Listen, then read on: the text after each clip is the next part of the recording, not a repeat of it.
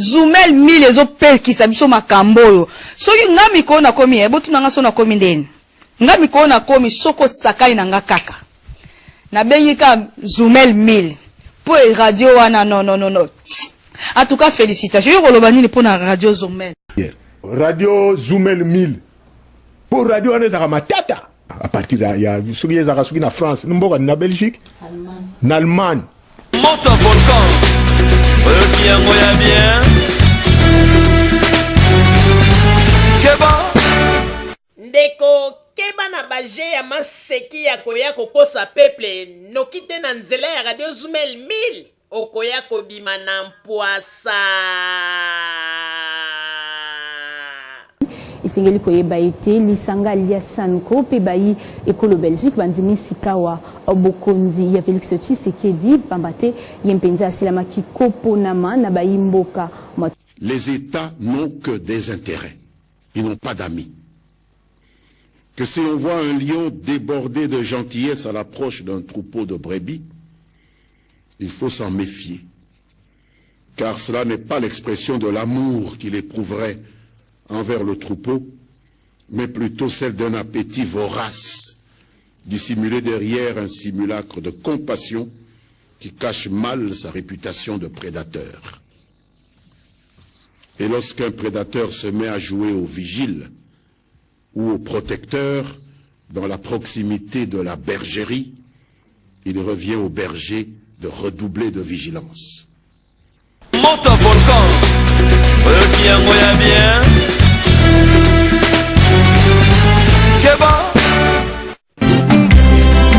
Papa Bokanda l'alité, Papa Roger à l'alité, Maman Rosalie à l'alité, Basali Koukimela, oh Pepe à Kosamate, Yalokuta Yabaini ya Kongo, oh Nato Lalandate, Fabisco Yalokuta Yabaokosa, Amakalamba, Radio Zoumel ezali kosala mosala makasi. Zoumel ebimisa lokuta ya kwanda kwasa. Zoumel ebimisa terminator kwasa.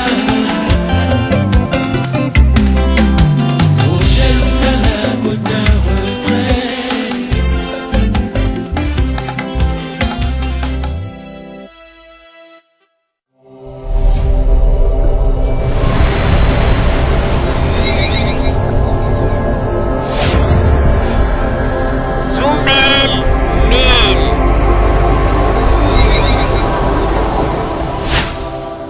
Bandeko mbote tokutani lisusu na pokwa ya lelo pona kobeta masolo ya mboka na biso na ndenge makambo ezokoleka ya yambo poto banda masolo na pesi bino nyonso mbote na pesi papa Roger mbote mama Rosalie mbote papa Jacques mbote ndeko Denis Kakoka mbote mama Kimpala Mukendi mbote pe bino nyonso balandi ya Radio Zoumel 1000 mbote pe kimia na mabota na bino ndeko Denis na pesi yo maloba. Oui, merci mingi ndeko Maziza mbote na omoko pe mbote na papa Botamba, pe mbote na mama Rosalie, pe mbote na mama Kimpala, pe mbote na balandi na biso oyo bazali na kati ya boîte, soki bazwi ngonga bandeko oyo bazangi soki bazwi ngonga koya ko rejoindre biso na kati ya boîte. Merci mingi papa de Komaziza na zongisi le mal.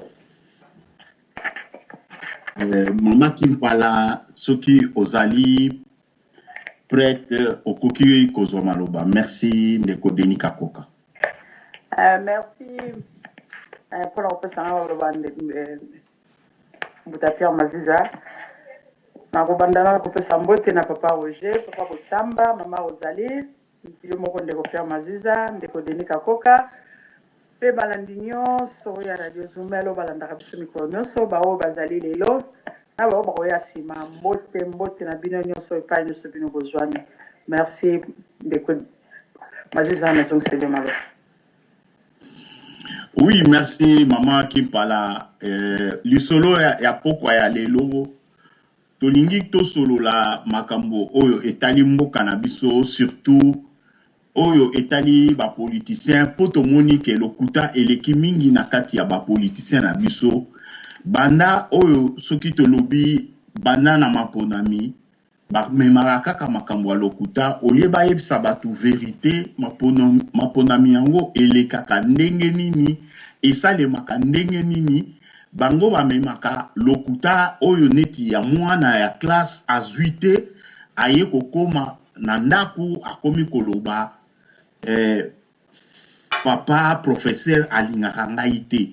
Lokuta wana tokomi komona yango mingi na bandeko na biso oyo ya ba politicien yango nde na pokwa ya lelo tobeta masolo wana pe oyo etali muke mwa actualité ya mboka na biso.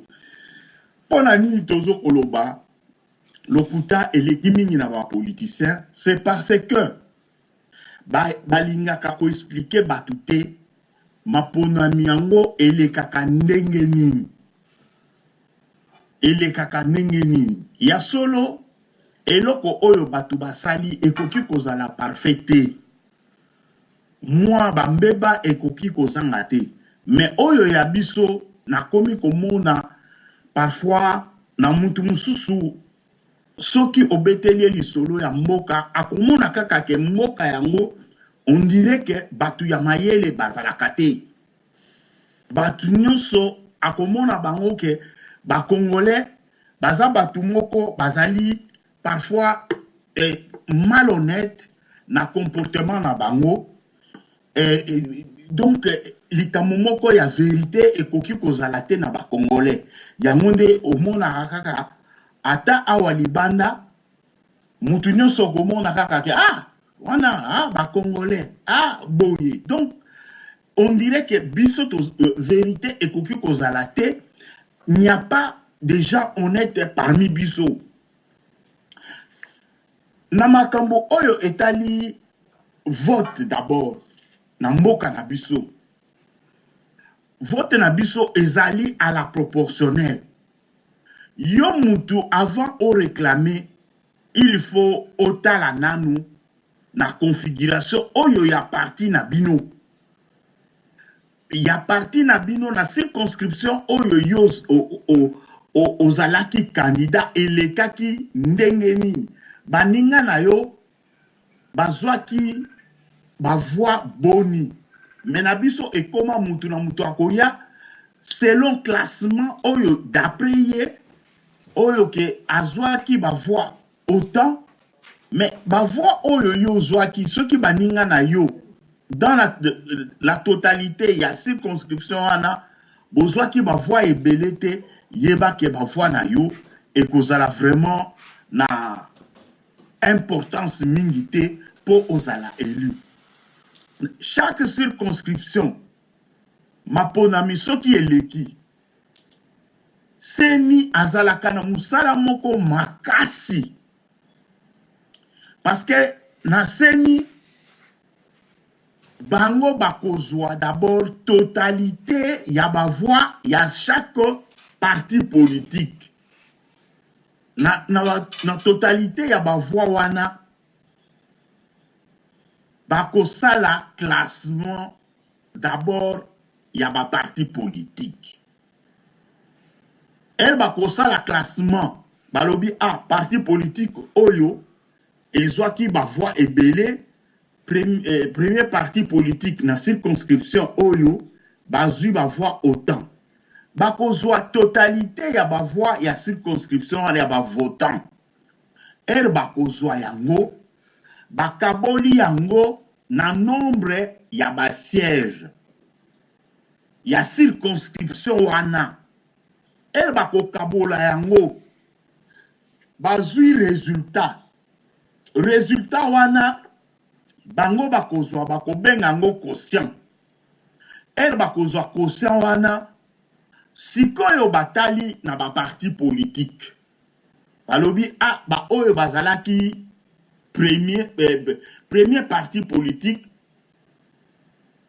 bapesi bango siège moko soki bapesi bango siège bazui soustraire d'abord diviser na conscient wana soki bamoni ke aucun parti politique akokaki kozwa par exemple ko gagner rapport ya nombre ya voix divisé par conscient wana soki parti politique mon côté ezali divisible na ba voix ya na conscient wana bango sikoyo bakosala ndenge soki eza divisible déjà boyebi ke bo gagner siège moko soki eza par exemple résultat nango ekoki kozala pe 2 ekoki kozala 1 ekoki kozala pe 2 wana déjà bino bo gagner siège wana nombre ya siège wana mais sikoyo bako soustraire conscient wana na ba nombre ya ba voix wana soki ba soustraire yango bino siko bozongi lisusu na classement mais moins nombre ya conscient wana moins yango nde tomonaka batu ebele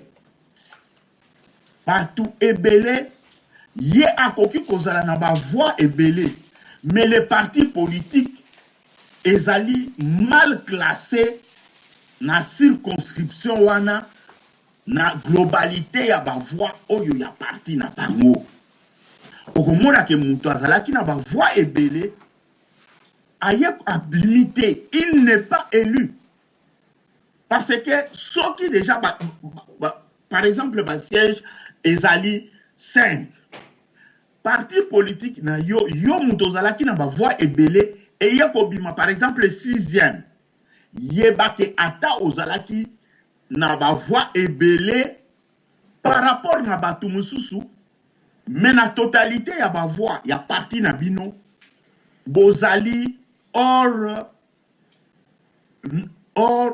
classement na koki koloba ndenge wana bozali hors classement c'est ça eloko batu ebele tokoma koyoka lelo ekoma kosala na soni na mawa mais bakoma ko réclamer ngai il fallait nazala élu pour nazala ki na ba voix ebele mais tala mutu wana aza na ba voix muke mais il est élu mais c'est parce que parti politique na ye ezalaki bien classé na circonscription wana oyo esengi ke ye aleka yo okokaki kozala par exemple na 5000 voix ye aza na 2000 voix mais parti politique na ye na globalité ya ba voix na bango esali ke ye azala élu parce que vote na biso ezali à la proportionnelle vote na biso ezali à la proportionnelle yango nde tozo komona batu ebele bakomi ko réclamer bakomi ko discréditer ba vote oyo ya mboka na biso bakomi ko loba mutu boye aza nommé na seni ce n'est pas une vérité. Ce n'est pas une vérité. Et loko oyo ekamusaka ngai na kanisi ekamusaka pe bandeko ebele ndenge batu bakoma ko discréditer musala makasi oyo seni asalaka. Eloko ya liboso yango wana batu il faut bayeba que globalité ya ba voix ya parti politique na bino na circonscription wana ezoko compter classement ya parti politique na bino ezali pe na importance makasi pour lelo ke bato balobake yo ozali élu parfois ozali na ba voix muke ma voix personnelle mais lelo eloko mosusu pe tokoki koloba na ba parti politique ezali makambo oyo etali seuil parce que lelo batu ebele ba contribuer que ba atteindre seuil ba contribuer na ba voix na bango ba atteindre seuil mais na sima ya ba élection soki ye azuité mais il faut que ba parti politique bazala reconnaissant na batu oyo bango batiaki comme candidat parce que ils ont facilité na atteindre seuil wana mais tout le monde a kandenge nini mingi oyo ezali likambo ezokoleka na ba parti politique ba oyo bazali na notoriété makasi batu oyo bayebani oyo baza donc na koki koloba boye oyo baza sûr que bakoki ko gagner surtout na ba circonscription oyo na koki koloba oyo ya bango oyo baza ba originaire basalaka ndenge nini bakomi nde kozwa ba suppléant mingi oyo bazali ba proche na bango surtout na kati ya famille mobali akozwa mwasi na ye akozwa mwana na ye donc bozo komona na suka ya ba resultat soki aza élu okoyoka na provincial na tikeli mwana na national na tikeli mwasi nga moko na koti Sénat donc babiloko wana eza ko frustrer pe tokoki koloba ba oyo ya bino neti na ose ya parti parce que na limité que mwasi na yo asalaka pe komba ndenge ba mama mususu oyo bazali kaka na kati ya parti na bino basalaka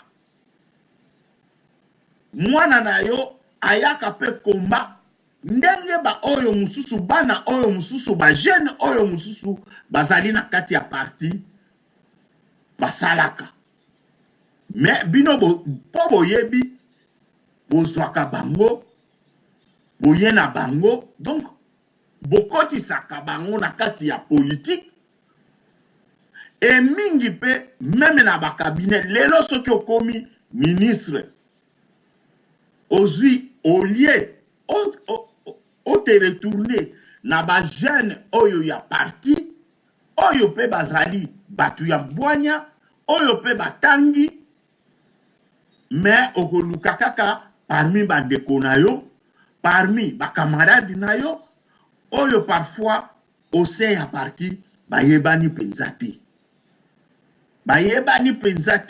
ba participer na bitumba te oyo ememi bino parfois na pouvoir babiloko wana ekomi ko frustrer bandeko ebele biso ba congolais il faut toyeba que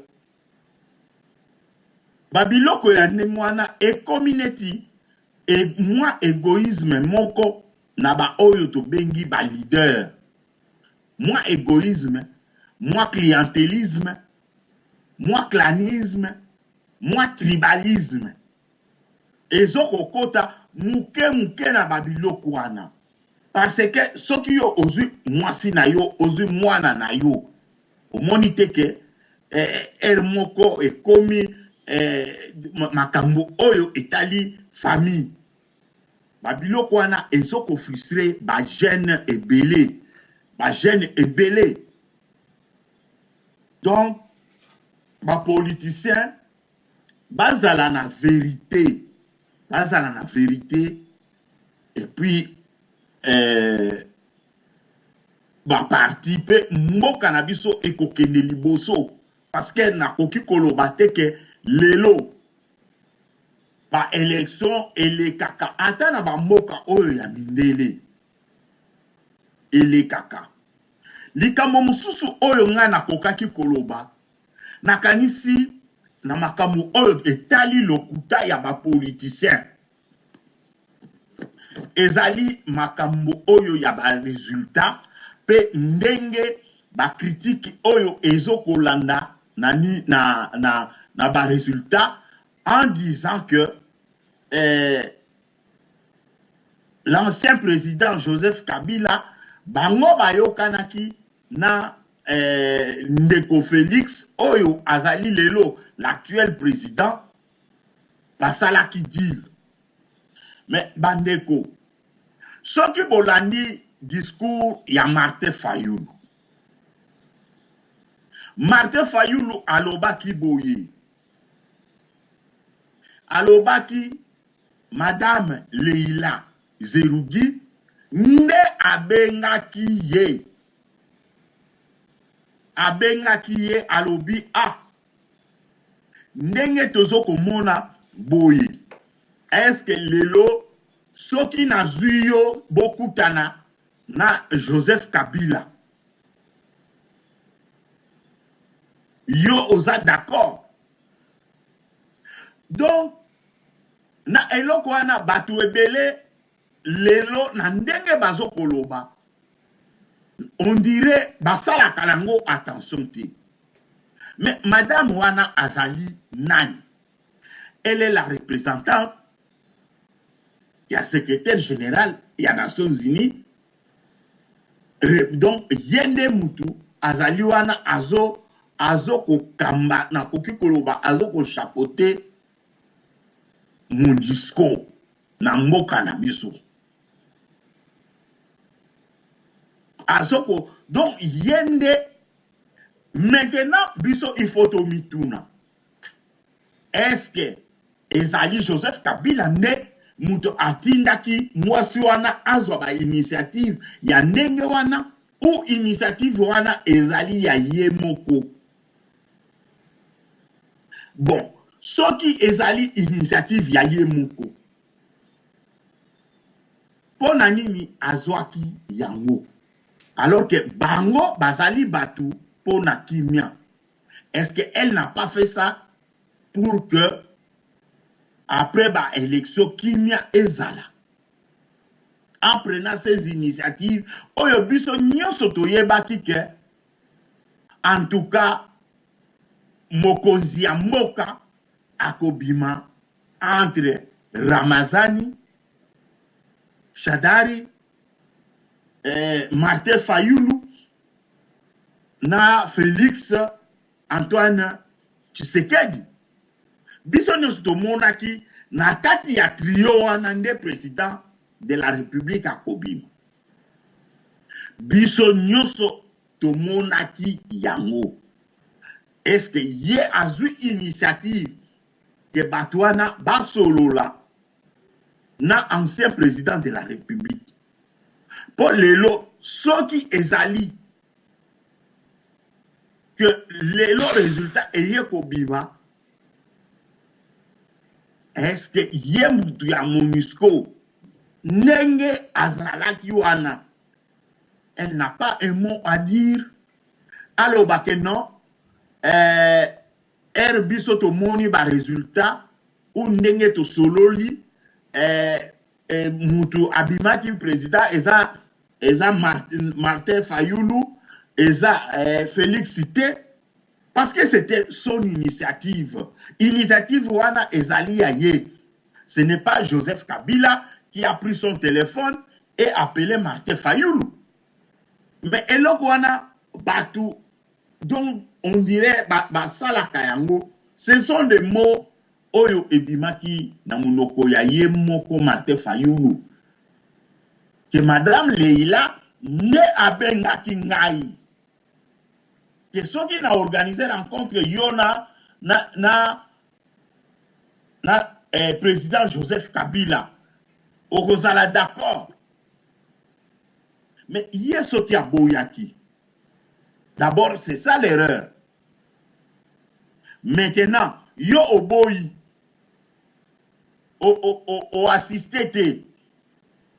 Comment okoki koya koloba makambo oyo yo o assisté? Est-ce que c'est une erreur de sa part? Parce que les lots sont yo okei. Aux Alakiwana, tu vas rapporter ce que tu as entendu. Tu n'as rien vu, tu n'as rien entendu, et qu'est-ce que tu peux raconter? Et là, comme mon côté.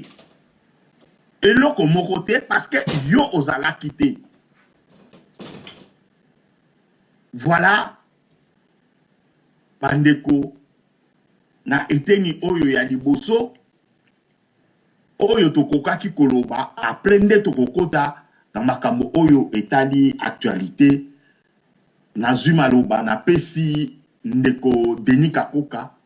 Po na suite ya masolo ya pokwa lelo. Merci.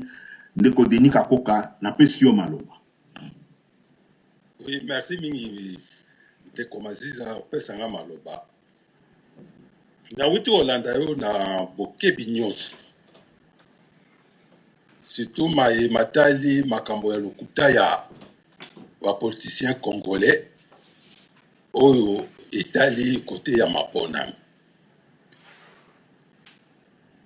Po mingi bazoko lela ba nommé ba tuboy ba député ba nani ba député provinciaux.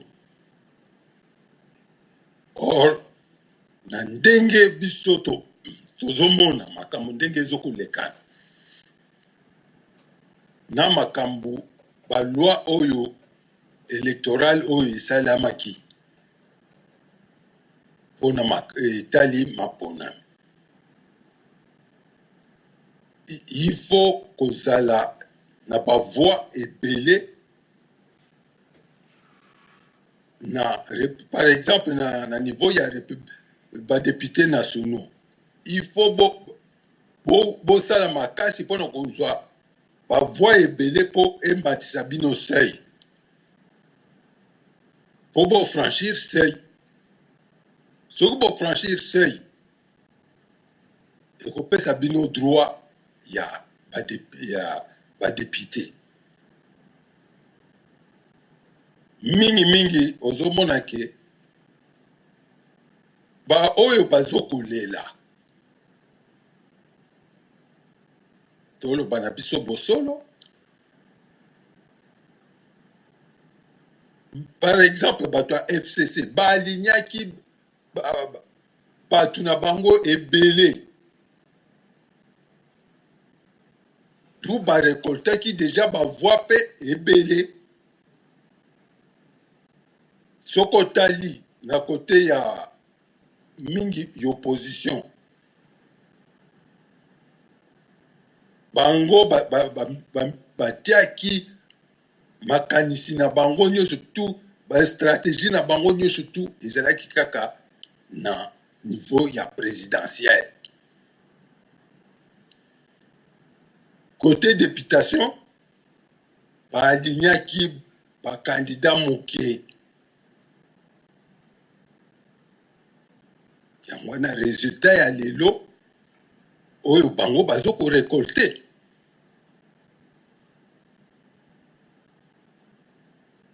Parce que na niveau ya seuil déjà ceux qui vont atteindre seuil automatiquement boza éliminé. Ozomona ke ba député na biso surtout biso ba congolais toyebaka te maponami esalamaka ndenge nini. Po déjà le système na biso à la proportionnelle plus seuil eza faute ya sanité parce que na moment wana le biso toza koloba botika basala recensement ya bacongolais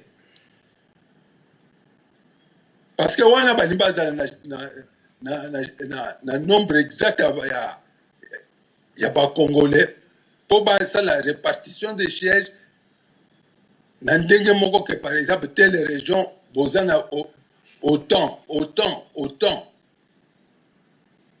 mais sikoyo ekomi à partir ya belecteur. Alors il faut bosala makasi mpona koleka seuil wana. Wana bango bazokomona ke maponami ezalaka kaka ke nga nazwi banombre de voix ebele nga kaka ifo naleka. Non soki parti na bino ekototalize ofranchir CIT surtout na députation nationale eza République démocratique du Congo mobimba bakosangisa bavoix na bino basali bacalcul boza na droit par exemple autant de députés au fur et à mesure bazokokita te boyo bakozwa kaka moko yango wana tozala badémocrate. Il faut kozala mpe na tolérance au poli au garder sans froid na yo ke na kotenter chance prochainement oyo akoluka kotia mobulu na bamilitant banome bango ya konome tout ça eza na ntina moko te seni azo kosala mosala moko ya kitoko. Bon maye matali oyo ndeko Mazizi awuti koloba maye matali surtout pe kaka na cadre ya homme politique congolais boyo bazokosala ke a se présenter na élection aokamata mwasi na ye mwana ye akopostule na sénatorial législative na par exemple na niveau législatif provinciaux.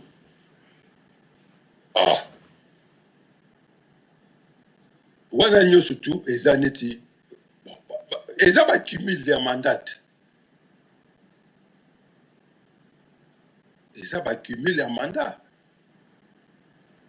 mais en tout cas pe mibeko ya mboka na biso il faut batala pe problème ya cumule ya mandat po mutu moko te akoko bima 3 places ye moko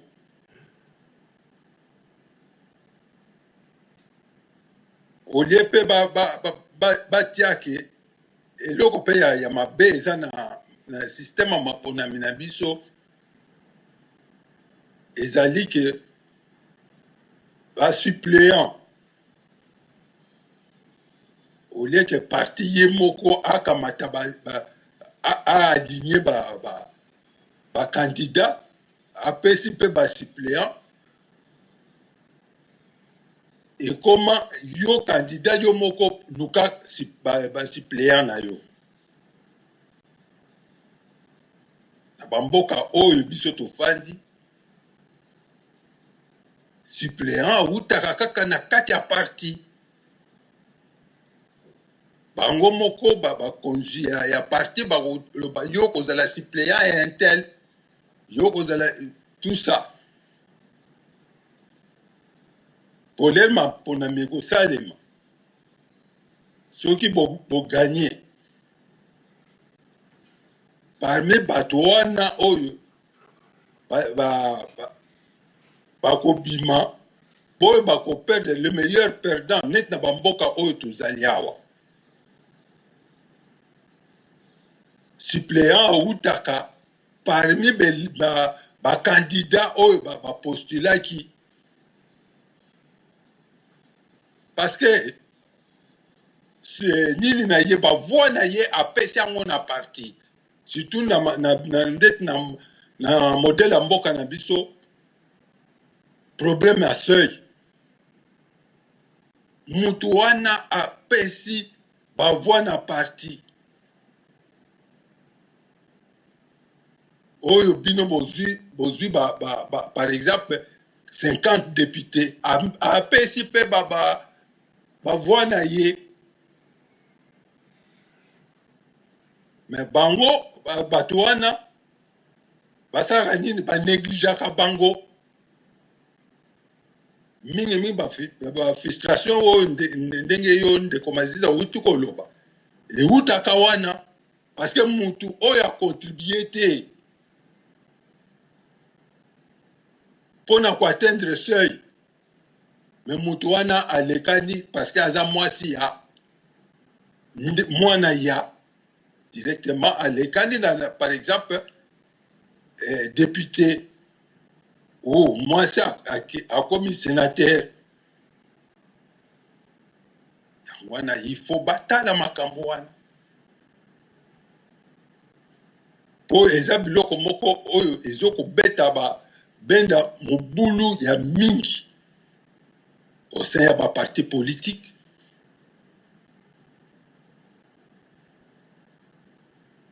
eza biloko moko ya mabe il faut baluka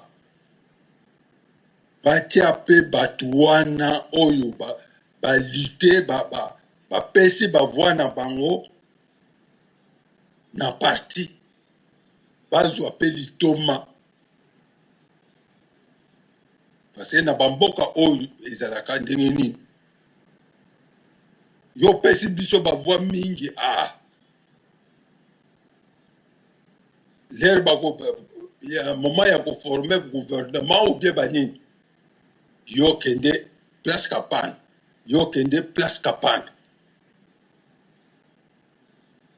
mais na bipa na biso ezali kaka ke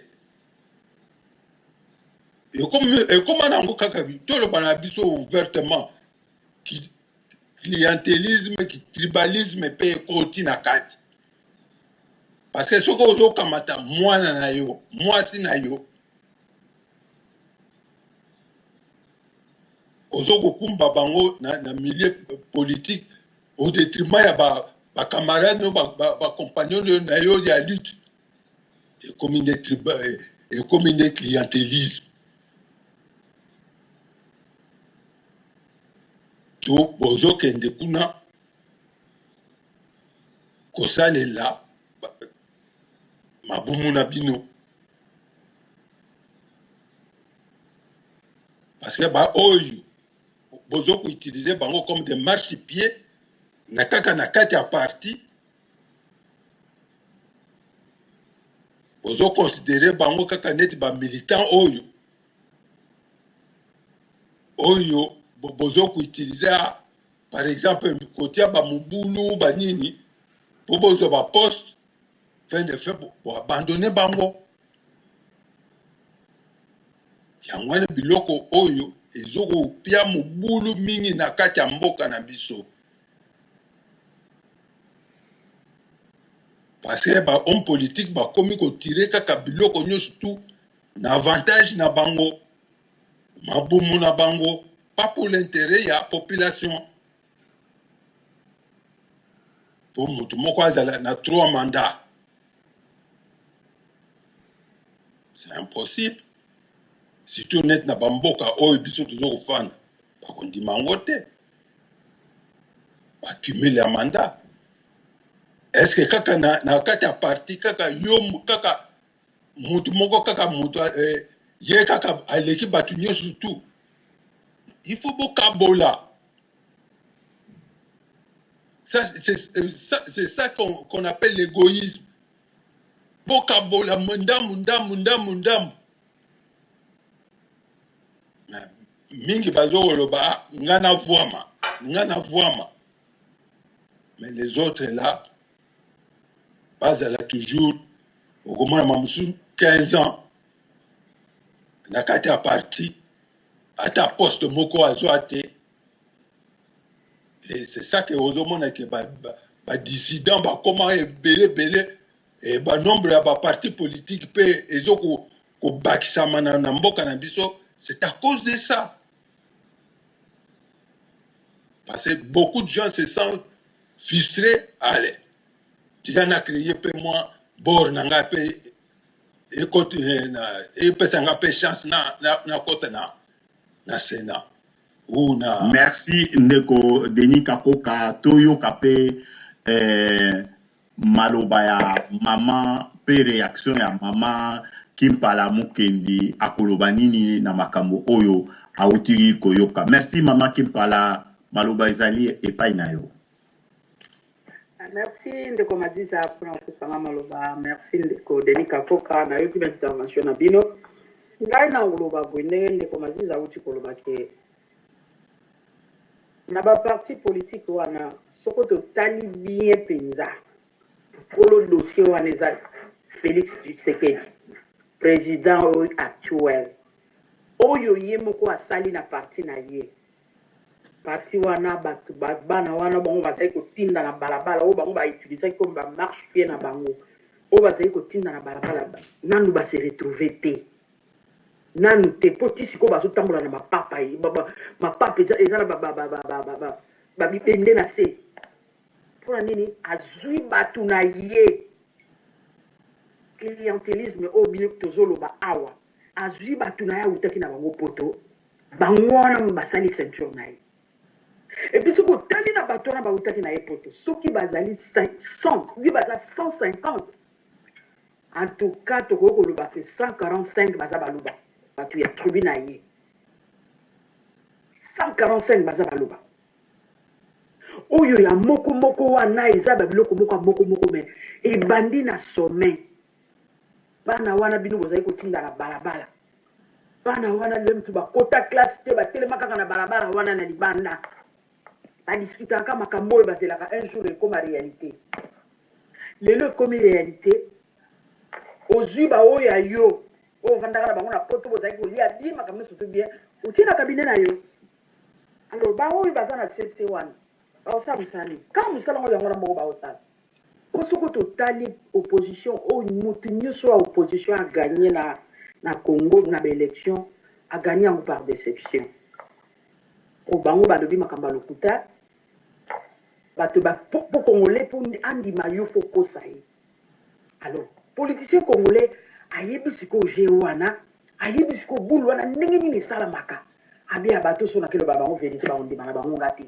il faut na kosa bango faut na loba na bango boye faut na finga faut na sala boye yango wana lelo esali ke bato wana lelo baza na baposte wana ona oyo bango basalaki babike tokofinga po soki otali mpa na Congo bato mabe ya motema mabe koleka kutu na bapaster eza bapoliticien baintellectuel po intellectuel azomonaka eza a metin abina bino te oyo eza a te eza b azomona mpenza ke te oyo bino bozosala eza mabe ya yebisi bino bozosala kitoko bocontinue bosala ndenge wana po biso tolingi Congo esalama bokobongisa Congo ndenge wana te soki oloni mbuma mabe jamais koya kobima mbuma kitoko topesa exemple ya bacadre wana ya UDPS wana bana wana babenga bacombattant bamilitant baza banzete etengama nana koredresse bango nana koredresse bango po bawana mosusu batanga te baza na classe kosisa même pas classe na bango sikoyo yo ozwi bokondi soko lelo yo oza na poste okopesa yango bango okopesa bango yango po oyebike ndenge baza wana batangi te mingi baza wana batangi te quelque soit baoyo baza batangi na bagroupe wana base comportaka neti bato batangi te ozomona mpenzake te constitution elobi boye lelo bolobi te président aza na droit kosala eloko ya alingi mpo aza président ozokosa bana wana po lelo ata o wana bozwi wana so bapesi ye poste elobi bandeko nanga mibale bauti oleka Bozo bana wana te boko zwa batu na bino ba pire. Tozo lo balelo kabundi batu bazo menacer pour nani. Po bato yepa ke ko zo entourage na yepa ya kemeki na Lubumbashi. Ake zo entourage na ye. Po yebeke bato wana bada ba batu to sala ba ngande ngwana ba tika ba kele wana ba sala. Ti ba olema. Ba Congolais soki bolingi Congo ekende liboso ba politicien fo boko ma honnête na vie. Boyebisa bango eloko ndenge ezaleli. Makamu ndenge ezotambola ndenge nini tozokende. Ekozo eloko na moyibi alaka kitoko te ndenge babaka etongo eloko kotia ngo na lisano kobunga mpe kaka na lisano ndenge bato wana bazwi baposte telema bazwi baposte na ndenge ya mabe na ndenge ya déception na ndenge ya kokosa na ndenge ya lokuta na ndenge bato bakufi likolo na bango mpona nini yo olingi kaka ozwaki bokonzi place oyo nga na motu moninga mosu azali yo kokolinga moninga mosu azala te yo fo ozala place wana lelo tozokondane Martin Fayulu totala yango mpe na angle mosusu Tshisekedi basali yango pendant combien d'années na règne ya ancien président Kabila basali yango pendant combien d'années yango wana ye mpe aza kotala alobi ke bango mpe basalaki yango suka nango bapesi bango azwiki bokonzi kaka ifo nasala yango mpona suka nango ngai nakende kozwa kibokonzi biloko yanti soko lelo Martin Fayulu azwaki kibokonzi kongo ndenga oza na kimia na bato bango bayukana ko batindaka o basalaka bakesana bobibilo bokanisi kongo ngoza na kimia ilinga oza na kimia te inga oza na kimia tata moke tiko bapesi bino kibokonzi bobanda ata moke banda koyebisa po tellement bokosi bango ya trop moye boyebisa bango vérité sikoyo teke tala makambo ndenge ezala ndenge toyokana ndenge coalition ezala makambo cohabitation ezalaka boye coalition ezalaka boye bozokoka même pas koyebisa bato na bino wana mpona nini ndenge wana te bino na bango boyokana ozomona siko bavérité eza liboso na bino wana bozokoka même pas kokende koyebisa bato na bino ke tala situation ndenge ezali tokosalela yango boye tozomona oyo abimi na video na ye alobi makambo na ndenge na ye oyo kuna abimi na video na ye parti oza indiscipline lokola idps na yebi yango te soki eza parti de baindiscipline batondi kuna mpo ye moko nkolo na bango akokaki kodiscipline batondi te mpo ezalaki devise na bango yango wana ya kosala mobulu ya kosala boye soko bango te eloko mosu eko kosala na te na opesa Martin Fayulu po ya nani faute à 100% te po ye mpe amoni yango esalami bango basalaki yango bango ye mpe sikoyo yango aza kolanda yebaki mpona kongo mpo ganye mpo koma mokonzi mpo ezala mokonzi ya lokuta foloba makambo eza ya lokuta mpo bandima yo sakwa bakondima yo te sakwa bakondima yo te soki ezalaki mpona bongo te ebele oyo batondi na parlement bakoya kozala kuna te balingi kotika te bango babandaki na ntango mobutu ti lelo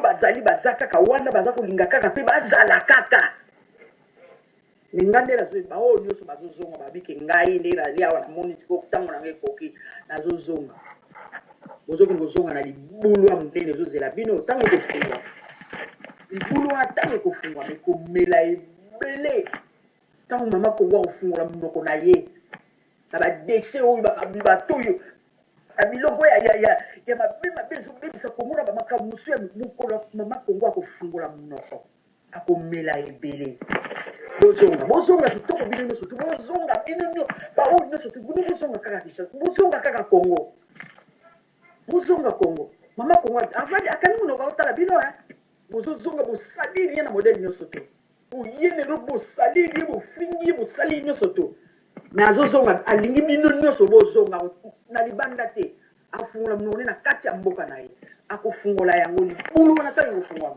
bokomela mebele bozongi banda koloba verité bapoliticien ya nsima baza koya bochange eloko wana baoya kala balongwa mpona lokuta na bango yango wana kongo eza lelo bongo mpona lokuta yango na kongo eza lelo po sokele mpo lomumba babomaki ye mpona akende koloba verité place oyo bakoka lobaka verité te me ye akende kolobela yango verité yango wana babomai bino nyonso bazotika bino mpo bozokende kokosa bozokende koloba makambo eza meme mpa na kongo yango wana bazotika bino me bino te bango te bakosala bino eloko mama kongo azozela bino aza kozela bino monoko ekofungwama bino nyonso te bokokota na kati o nyonso ayaki na masolo ya lokuta o nyonso azali koloba na ndenge ya lokuta bokota na kati bokende kaka bino nyonso te bozonga kuna akozwela bino kaka na mboka na ye pa mosusu te na libanda te kaka na mboka na ye yango wana vraiment mawa mingi bana na bisi bachange bamakambo ebele babanda koteya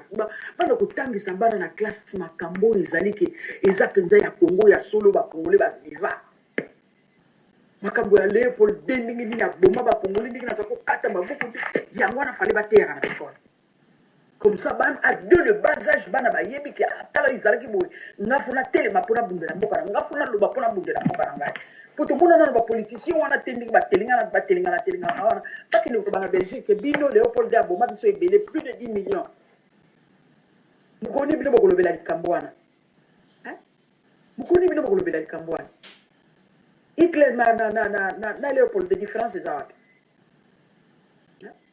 mukolo boko bandela ko kende ko tuna penza ndenge wana bolobaki te biso tozolobela mpona ndeko na biso bakufu bakata maboko banini histoire eza na suku bolandi na bokenda babuku bokobimisango ebele pani bosala yango te bokenda parti na bino bolobaki atala situation tala kongo ndenge nini ebandaki tala makambo ndenge nini eyaki comme ça moto ya motako kosala jugement na ye ya ye moko oleke boya kokosaka boya kolobelaka biso makambo ezanga tini ezanga motuna makolo mpo kaka nini yo zwa poste yo na famille na yo bolia yo na bino bobonga baninga yo bandeki na bango bando bandeki olanda yo partout donc okanisi bango ata na eloko moko te loko yo koyi mokonzi bakoloba na yo te mpo kokanisa bango kobingisa bango me bango wana bakufi ebele bango wana batamboli ebele mpo na yo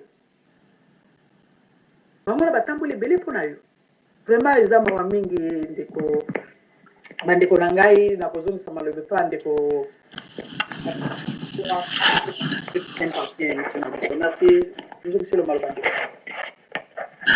merci mama Kimpala ya solo maloba na yo eloko nga nakangi oyo yo lobi ya motuya ezali que IDPS ezali parti au pouvoir mais jusque là ba militant na bango ba adressaki bango ya solo lokola ba combattant mais maintenant ils vont combattre qui? Donc sikoyo ba matinée politique na bango oyo bango moko ba koma koloba matinée politique ils doivent éduquer batu na bango ba micha na kati ya po ya ba homme d'état ba micha na po ya batu oyo bazoko kamba mboka bazala lisusu te ba pitbull oyo ba adressé pour na attaque mais bazala batu oyo bazoko kenyela mboka ba oyo bazoko mema kimia tozoko mona batu ebele bazoko mituna ba communicateur ya majorité oyo ya majorité ya kala na tango ya Joseph Kabila ba papi tamba banani ya solo ngai na utaki kolanda moko na landi maloba na ye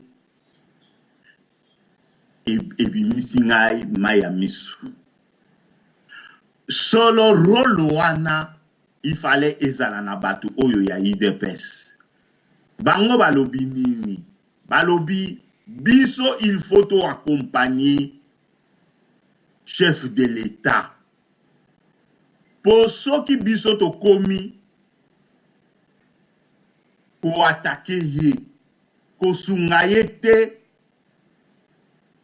oyo akomona pasi ezali nde peuple nde akomona pasi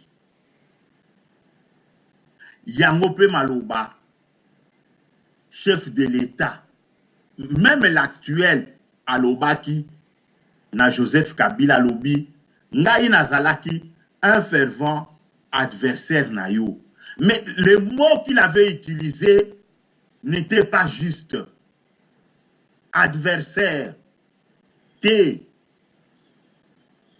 l'actuel chef de l'État considérait Joseph Kabila comme son ennemi na ye même na maloba na ye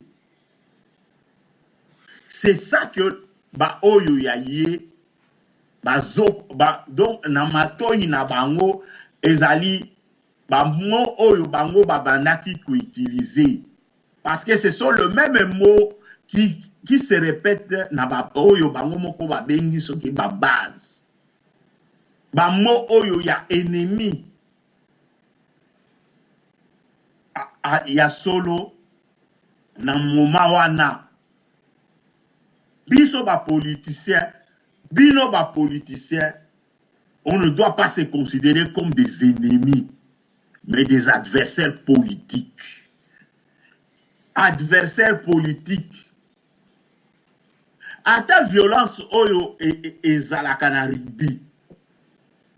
Na suka bazalaka bavandi esika moko bapartageaka ata mwa vert, ata mwa eloko moko yango nde bango moko so babengaka yango soki 40e mi-temps basanganaka. Après cette violence oyo ezalaka na terrain, bamosusu bazoko bima makila ezoko tanga bango. Mais oyo ya biso na mboka politique ekoma adversité wana ekoma ki ennemi. Okoki komona mutu asangana na baninga na yete o baza na ye loposo moko bamosusu kutu mboka moko. Mwamba oyo azali pemeni lelo azali sénateur. Mettons bakape ba vérité. Cousin propre ya chef de l'État. Yende achaka mai na kabeya kamwanga soki ya forage. Mais era kindeki na campagne en 2011, il a été tabassé. Kaka epa ya batu oyo ye achela ki mai. Biloko wana ezali malamu te. Biloko wana ezali malamu te. Ko considérer oyo azali en face na yo neti ennemi na yo. Tout ça ezoko kota na kati ya politique ya lokuta ya ba politicien na biso. Celui qui est en face de toi n'est pas ton ennemi, azali adversaire politique. Azali adversaire politique. Yo soki o gagné oko kambana ye. Polelo toloba. Président Félix Akoki, il n'a pas réussi à réunir les Congolais, tous les Congolais autour de lui. Comme ils ont fait échec, il y a réunir, il y a réunification, il y a des Congolais autour de Joseph Kabila. Réunir wana ezalite ke bino nyonso bokota, vous travaillez na gouvernement d'union nationale. T. Réunir ezali d'abord cette reconnaissance. Maman qui me parle au tu koloba yango. Denis kako kautu koloba yango. Il faut qu'on ait un fair play. Qu'on reconnaître que nazuite malaya sima na sala makasi nazwa. Ba koma ki ko engagé ba journaliste na campagne wana ya diabolisation. Ba journaliste ba Eliezer Tambwe, ba Mike Mukebai, ba ebele lelo mususu oyo ya pasteur azali lelo na présidence. C'est qu'il critiquait autrefois lelo ba comme ko betela ngo maboko. Nani ayebi lisusu te oyo babandaki koloba est-ce que bakokata goudron batia na nzungu balamba. Mais lelo bazoko betela goudron maboko. Bomoni te na 100 jours makamu chef de l'État asali na 100 jours babongisi il faut quand même qu'on dima mais toloba 100 jours wana bozwa yango na étape oyo biso tozalaki na 5 chantiers. Est-ce qu'il y a photo? Tango tozalaki oyo ya 5 chantiers, qui n'a pas critiqué oyo ya ba opposant? Babandaki kolobani, panier de la ménagère d'abord, baliaka goudron te, baliaka nzela te. Yesikoyo abandi wapi? Kaka na banzela wana, bomoni ndenge bazoko pesa retard na mboka na biso. Ndenge bazoko pesa retard na mboka na biso. Oyo bango bazoko applaudir. Lelo, s'ils avaient applaudi en 2007-2006, on serait déjà loin. Tolingato zala musika. Tolingato zala musika. Occasion oyo ekomi na Félix. Oyo ba mususu na koki koloba opposition malgré ndenge bato azo koloba ezali ndambo. Eteni ya opposition. Eteni. Toloba ndenge wana. Nous devons faire un pas en avant. Mais si koyo lokola bango mitiaki na position na posture ya mabe. Le président Félix est en train d'entraîner baboule na ye. Azoko entraîner casserole. Casserole wana ezali oyo ye moko abengi base.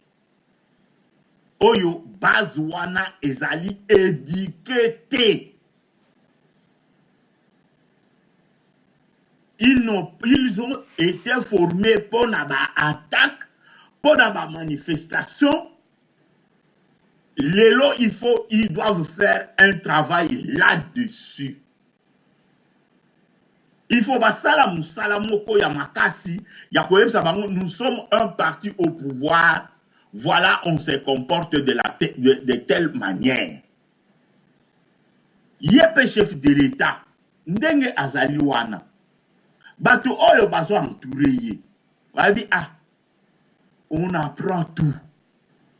Même à gouverner, il faut apprendre.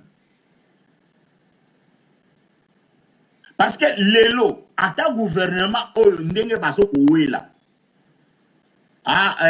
Naloba ndenge ezo koloba toka bola 50-50. Mais 50-50 wana. Il y a des gens qui doivent apprendre le métier, il y a gestion, il y a bien public. Bozwa neti, ezate ke nazoko okitisaye, azali mutu amayeli, nazo neti kabuya. Bazuye, balobi bon, yo kabuya koma ministre ya finance. Mais bakokoti sa ye bureau ayebite na kobanda wapi ebandelieza wapi ayebite peut-être elle moko mutu ya ndenge wana on doit l'apprendre bayebisie non yo ozala parce que bazokoloba 50-50 wana on doit d'abord apprendre la gestion il y a bien public. Ezali na importance nango. Même ba conseiller bazali. Yamoko chef de l'État alobaki. Na biso awa biso nyoso mutu aza na expérience ya gestion ya république. Nous tozakaka na ancien président de la République. Et ça n'a pas dossier Moussoussou. Parfois, ils ont nécessité qu'il doit encore consulter l'ancien président. Même ce n'est pas officiel. Oh, mais c'est tout à fait normal. Et bisopé, il faut les Congolais doivent s'habituer na babiloko ya ndenge wana. Na babiloko ya ndenge wana, ils doivent s'habituer. Nous n'avons jamais vécu ça. Tu vivas yango te. Yango bato ebele babano loba. Disait akenda na livre d'or. Akenda na livre d'or ya Congo. Biso to bano kanza livre d'or yango soki ndenge nini. Oh, livre d'or wana bakunda yango na kikwiti na cimetière ya Kugupen. Babiloko wana, nous devons sortir de ça. Il faut yeba gestion ya mboka et kokanité na gestion ya parti. Et parti n'est IDPS, il faut pas yeba que nous sommes maintenant un parti au pouvoir, nous devons nous comporter de telle manière. Maman Olobi, maman qui parle Olobi malamu, Olobi que bazoko considérer ba jeune wana neti ba marche-pied. Neti ba marche-pied. Mais mingi nakati na bango bolobi yango pe batangi te. Ils n'ont pas été formés pour diriger. Ils ont été formés pour des dégâts. Nakanisi mama kimpala ndenge yo ozali wana soki batie yo na manifestation bayebi soko komi omoni mama azoko teka nguba beta nguba na ye wana coup de pied yo kosala yango te. Yo okosala yango te. Okende kotumba station te. Parce que ozana moi niveau. Ozali na niveau moko ya raisonnement ya likolo. Mais ils ont na koki kolobate que ces gens-là ont été formés comme ça. Tozomona mutu azwa sans pitié oyebi ke place wana pour lelo batu balobaka bayaki kotumba batu na permanence. Mais qui ne vous dit pas que nini wana ezalaki ba préparation ya ba cocktail molotov. Moi au pays ici que on me la diamba moto ezui. Qu'est-ce qu'il y avait à brûler là-bas? Et loko nini ekokaki kopela ndaku une maison inhabitée. Vous se posez la question wanate place oyo na koki koloba peut-être nzungu ekozala na coin mikanda te bilamba ya batute neti ba garde-robe neti ba nini. Mais qu'est-ce qui pouvait prendre feu? Posez-vous la question.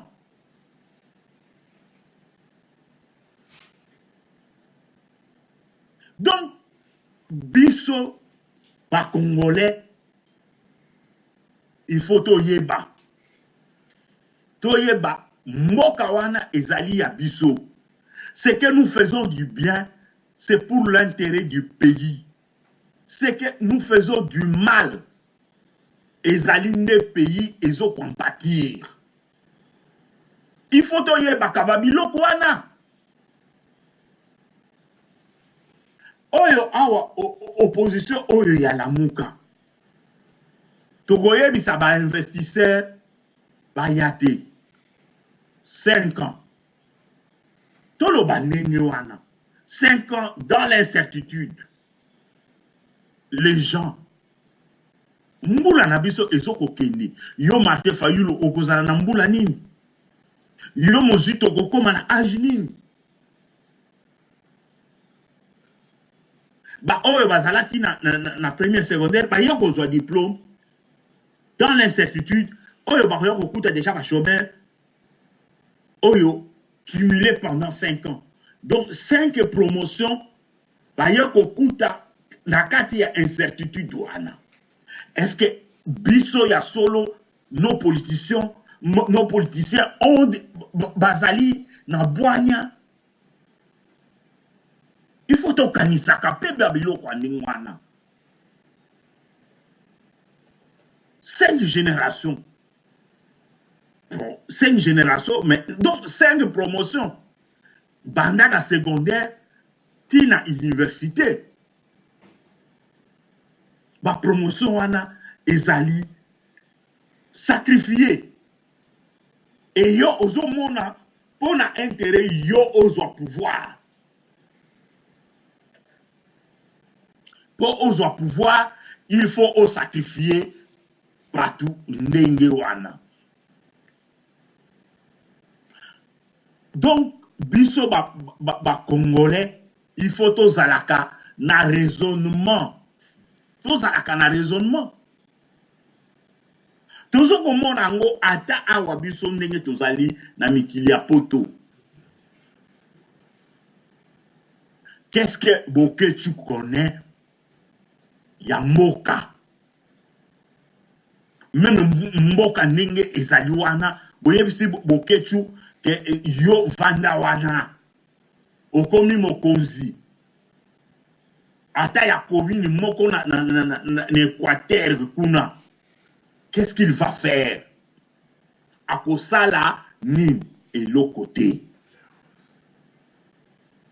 Mais yende awana poto basoko mona yende grand combattant.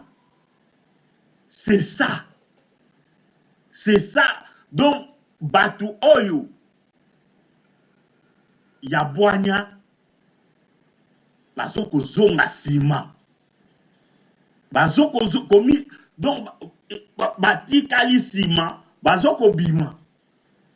Nani oyo ata lelo moka ngoke bato nyonso. Mais la plupart ya batu oyo bazawana ba professeur ya université.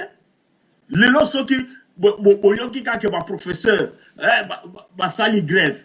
Mais na koki koloba peut-être 50% baza bato la majorité. Et ce sont des éminents professeurs. Bino na ki combattant, bino na ki opposition na bino, vous allez les remplacer. Ndenge bozolo bawana batuana nyonso. Le système là. Oyo batu lelo basokoloba. Ba memeli biso ba journaliste. Na ba émission na bango. Mais ba makambo oyo tozoko vivre. Nani a yébité dans les années 80, Herba Bandaki ko yemba les 10 fléaux. Les 10 fléaux oyo et makambo e bomi mboka. Na ba groupe choc, ba groupe kake ya animation. Likambo li bomi mboka, likambo tribalisme, corruption, trafic d'influence, babiloko wana. Ça existait. Biso neto zali libanda. To même en mentalité ya malamu na mboka. Mais au contraire nazo mona ke batu parfois ya Kinshasa raisonne encore parfois mieux que batu muntu avani na mboka mundele. Yo ovani na mboka bapaya olobi olingi ba Rwandais te, tolingi boye te. Qui est Rwandais? Qui est Rwandais? Rwandais yango nani? Yo ozali wana mboka na yo par exemple Nganajika. Yo oyebi mboka na yo.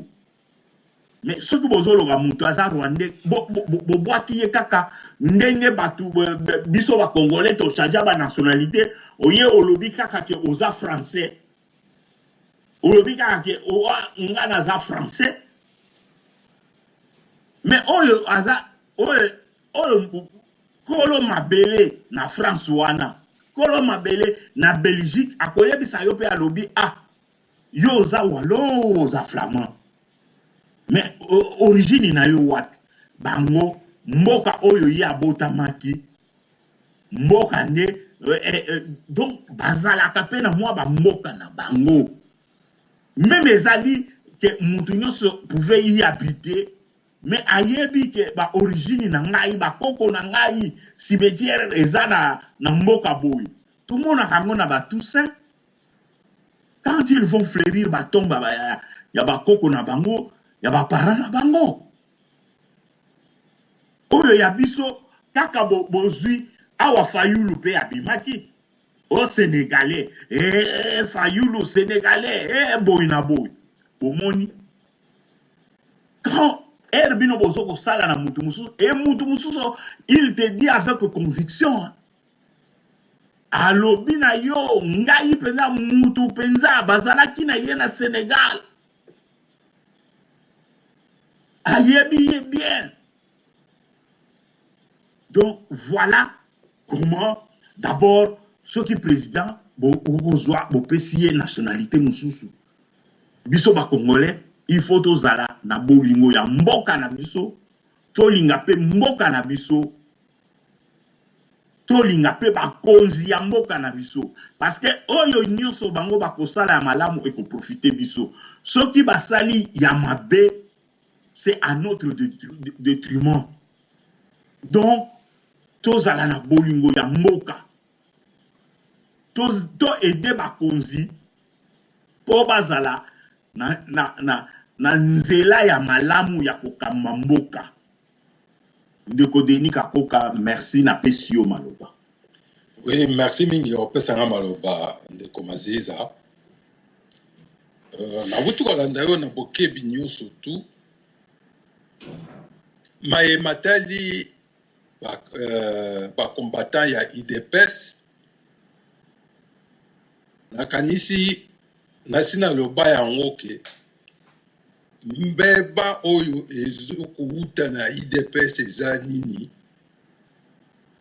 makambo na bango oyo nga na lobaka ndeko Denis tokene na lombango po totikali na 7 minutes na sima na yo mama Kimpala azomaloba mbeba oyo ezokoya mpona nini parce que bango baza na système ya pyramide renversée bato yango pe ba militant na bango formaki bango mpona kosala badega lelo bango bazokomona ndenge nini bango bazokomona ke bango président de la république il faut alanda makambo oyo bango baza kodécider bango bazo considérer te ke o nani tout ça bazo considérer toujours que aza président ya parti na bango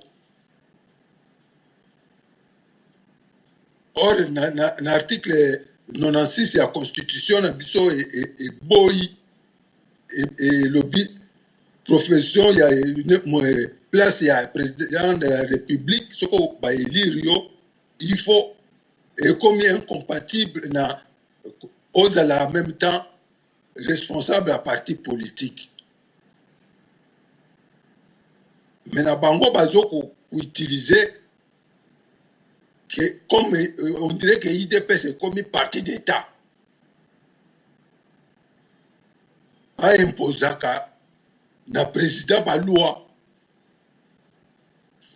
tout makambo nyonso ya mboka il faut ezala diriger na ndenge ke IDPS azoko décider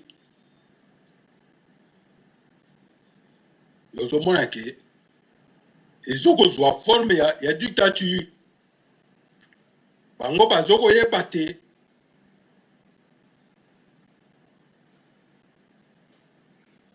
même makambo oyo mbutu oyo ezokokota kuna même makambo akabundu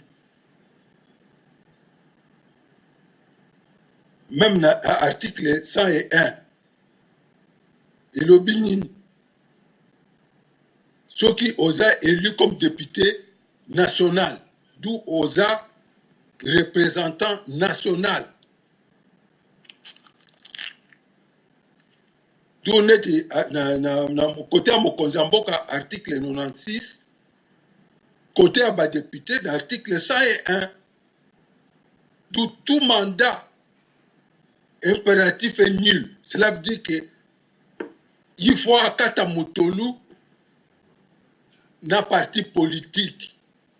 Cela veut dire qu'à Koko sous na mandaté il y a parti politique na kati kuna. Le baka à cause de la présidente par exemple que il y a groupe parlementaire ou bien quelque chose comme ça.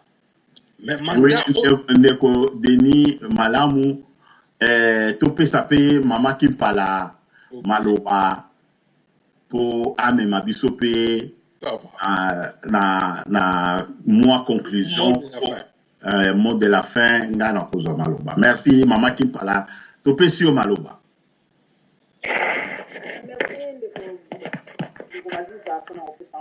Bravo ndeko Denis yo penza o tiepo nyati penza place yango.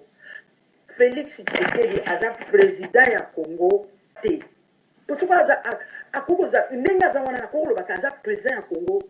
Bina seti le loza le président IDPS na bakati mutonu wana te. Pour lelo baturi wana batu bimisa ba trouble so kala bikaka lokati bimisa trouble boye. Faut te voir président. Na pourquoi yo wana moniba? Est-ce que na Congo wana makamshe mnene zati ya usala? Kwa muna kabatu wana kaka tu baseli bo bakaprisa mike ye wana mbango ke ko benga bango. Il est là à salir pour diriger IDPS. Pour IDPS, c'est un parti et il y a bango. Le président intérim a zavanate. Pour nous la ligne était. Et puis maintenant IDPS va tirer tout là-bas ok. Félix Azana kilo atamukete au la kabundu place Zawan. Azana watamukete. Donc à Kolongola yete boutique à Sala bi parler wana ya suku ya ndenge nini. À Kolongola kaite. Azawana po ba yepi makambo ba sala bango ndenge bazawa. Donc, biso si kote lito yeba. Est-ce que yé Félix, asa président ba Congolais, asa président de la République, mais il est là asa président à IDPS. Pour ba caprice à IDPS, en tout cas, moi, je supporte mes ajoutés. Pour comme vous ya mingi. Et comme vous ya mingi. Tout ce monde a capable de se tout les cas, oh, ya sali pour yo, sali. Entre parenthèses, de l'eau, émission, et Kembangu. Évadé, oh, ya Mwandan Semi.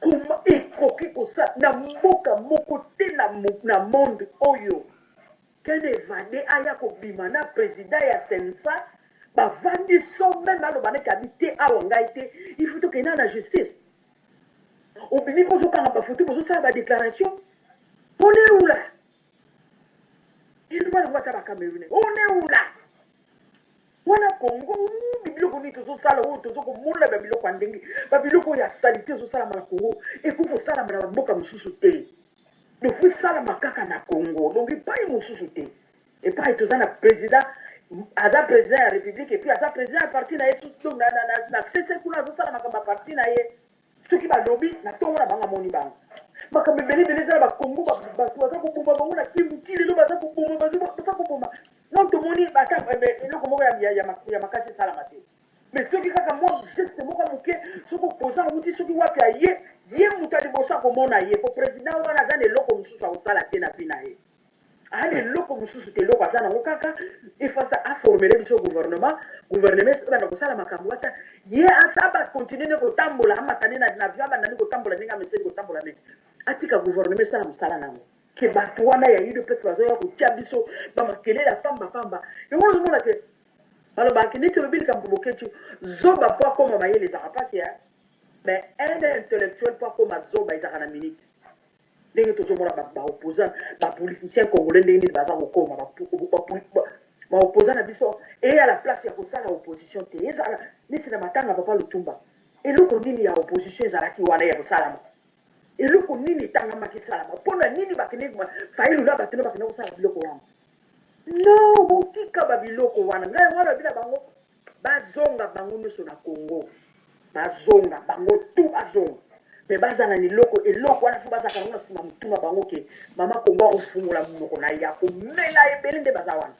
mingi bakomela oui merci mama Kimpala nakanisi makambo ya Nembwanda Semi tokolo bango na mbala nsima ngonga oyo bapesaki biso ekoki merci na balandi nyonso ya Radio Zumel 1000 vraiment namoni ke bozalaki ebele ya kolanda biso na pokwa ya lelo na pesi bino merci nzambe abatela bino pe abatela pe mabota na bino merci papa Roger na zongiselio maloba.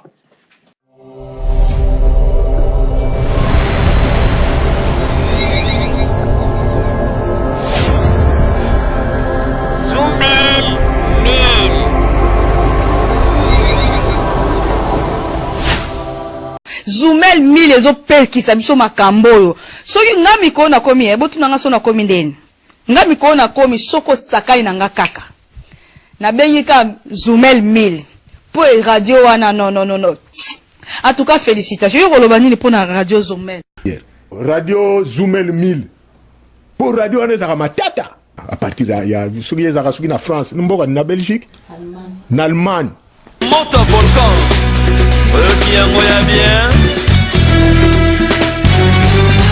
Keba